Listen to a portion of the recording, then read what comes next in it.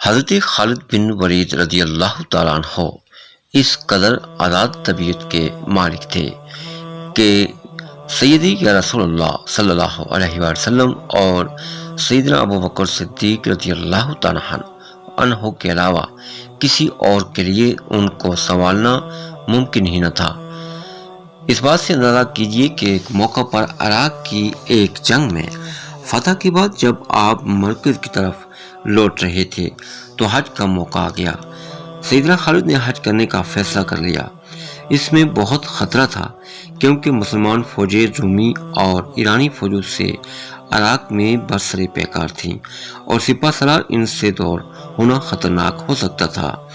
حضرت ابو بکر اس وقت خلیفہ تھے اور حضرت خالد بن ولید نے ان سے حج کی اجازت بھی نہیں لی تھی، لیکن حضرت خالد رضی اللہ تعالیٰ عنہ خطرات مول لینے والے شخص تھے۔ انہوں نے پورے لشکر کو ہیرا کی طرف روانہ کیا اور بغیر کسی کو بتائے چند ساتھیوں کے ہمراہ انتہائی خاموشی اور سرحد سے مکہ مکرمہ پہنچ گئے اور حج ادا کیا۔ آپ نے اپنے تئیں بہت رازداری سے یہ حج ادا کیا اور مسلمان لشکر کو بھی پتہ نہ چلا کہ خالد چند روز کے لیے غائب ہیں۔ آپ خاموشی سے حج کے لیے گئے بھی اور واپس بھی لوٹ آئے، لیکن جب اپنے لشکر میں واپس پہنچے تو ایک قاصد خلیفہ کا خط لے کر آیا اور اس خط میں انہیں بڑے پیار سے ڈانٹا گیا تھا کہ آئندہ ایسی حرکت نہ کرنا۔ خالد بن ولید جیسے شاہینوں کو قابو کرنا کوئی ایسا آسان کام نہ تھا۔ حضور علیہ السلام بھی آپ سے بہت درگزر فرماتے تھے۔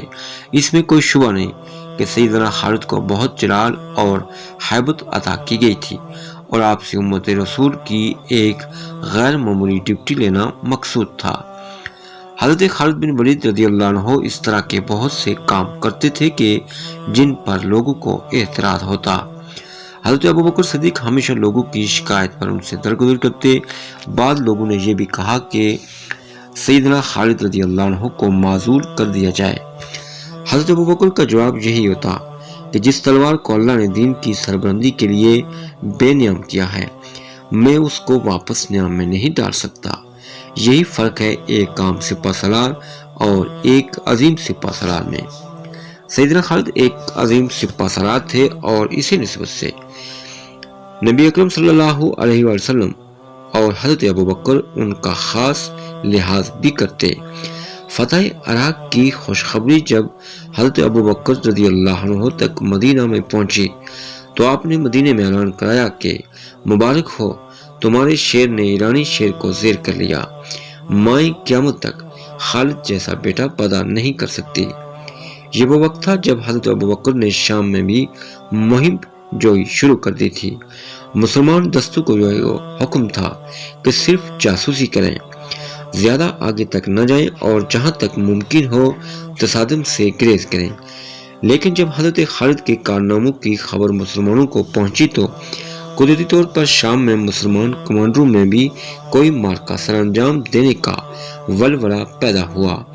نتیجہ یہ ہوا کہ مسلمانوں کے وہ دستے کہ جو شام گئے رومیوں کے گھیرے میں آ گئے۔ شام اس وقت بانطینی سلطنت کا صوبہ تھا کہ جس کا مرکز قسطنطنیہ تھا۔ حضور علیہ السلام قسطنطنیہ کی فتح کی بشارت بھی دے چکے تھے۔ آپ علیہ السلام کے مطابق جو فوج اس کو فتح کرے گی وہ جنت میں جائے گی اور جو امیر اس کو فتح کرے گا وہ جنتی ہوگا۔ لہذا جس طرح مسلمانوں کو ایمان کی حد تک یقین تھا کہ وہ ایران پر قبضہ کریں گے، اسی طرح مسلمانوں کو یہ بھی یقین تھا کہ وہ بانطینی سلطنت پر بھی قبضہ کر لیں گے۔ یہی وجہ تھی کہ حضرت ابو بکر نے دونوں محاذوں پر بیک وقت لشکر روانہ کیے۔ خالد رضی اللہ تعالیٰ عنہ اس وقت عراق میں تھے۔ وہ مسلمان کے جو شام گئے تھے دشمنوں کے گھیرے میں آ گئے اور انہیں کمک کی ضرورت تھی۔ تب حضرت ابو بکر صدیق نے خط کے ذریعے سیدنا خالد کو حکم دیا کہ عراق کا محاذ دوسرے صحابہ کے حوالے کریں اور شام میں محصور مجاہدین کی مدد کے لیے روانہ ہو جائیں۔ سیدنا خالد کو جب یہ خط ملا تو انہوں نے پھر ایسا کام کیا کہ جو جنگی حکمت عملی کے تحت ناممکنات میں سے تھا۔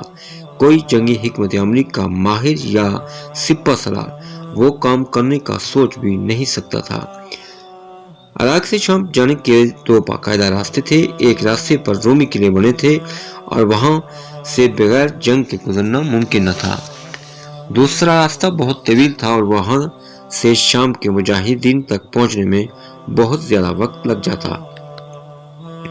ایک تیسرا راستہ ریگستان سے ہو کر جاتا، مگر یہ راستہ کوئی بھی استعمال نہ کرتا کیونکہ یہ انتہائی خطرناک تھا. کوئی بھی فوج یا قافلہ اس راستے سے گزر نہ سکتا تھا کیونکہ اس راستے میں پانی کا ملنا محال تھا. گرمی میں راستہ بھولنے کا اندیشہ بھی تھا اور بھٹک جانے کی صورت میں موت یقینی تھی. سیدنا خالد بن ولید نے اسی خطرناک راستے سے گزرنے کا فیصلہ کر لیا اور پھر وہ کام کیا جو عرب کی تاریخ میں اس سے قبل کبھی نہیں کیا گیا تھا. ایک بوڑھا عرب کے جو کئی برس پہلے اس راستے سے گزرا تھا، اس کو فوج کا رہنما یا قائد بنا کر پوری فوج لے کر اس ریگستان میں داخل ہو گئے. کئی روز کی شدید مسافت کے بعد کہ جس میں دھوپ کی شدت سے وہ بوڑھا عرب بھی نابینا ہو چکا تھا کہ جس کے باعث پوری مسلمان فوج کے تباہ ہونے کا خطرہ پیدا ہو گیا تھا، آپ حیرت انگیز طور پر بلاخر شام جا پہنچے. خالد کو ایمان کی حد تک یقین تھا کہ وہ ریگستان ان کا راستہ نہیں روک سکے گا. حضرت خالد کے پرچم پر عقاب بنا ہوا تھا. وہ شام میں جب داخل ہوئے تو جس وادی سے گزر کر گئے وہاں اپنا پرچم نصب کر گئے. آج تک اس وادی کو سنیت العقاب کہا جاتا ہے، یعنی عقاب والی پہاڑیاں. حضرت خالد کے انتقال کے کئی سو سال بعد تک بھی وہ پرچم وہاں نصب رہا. عباسی خلیفہ موسم جب اس علاقے سے گزرا تو کسی نے اس کو وہ جھنڈا دکھایا جو قلعے پر لگا ہوا تھا. اس کو بتایا گیا کہ یہ وہ جھنڈا ہے کہ جو خالد نے اپنے ہاتھ سے لگایا تھا. تو خلیفہ اسی جگہ پر اترا، اس جھنڈے کو بوسہ دیا اور اپنی تمام فوج کو حکم دیا کہ جو کوئی بھی اس علاقے سے گزرے اس جھنڈے کے احترام میں بادب پیدل گزرے. اس کے بعد جب مسلمانوں کا زوال ہوا تو وہ جھنڈا بھی اپنی جگہ سے اکھڑ گیا. یہ خالد بن ولید کا وہ شاندار کارنامہ تھا کہ جو تاریخ اسلام کے اوراق میں صدیوں تک سنہرے حروف سے لکھا گیا.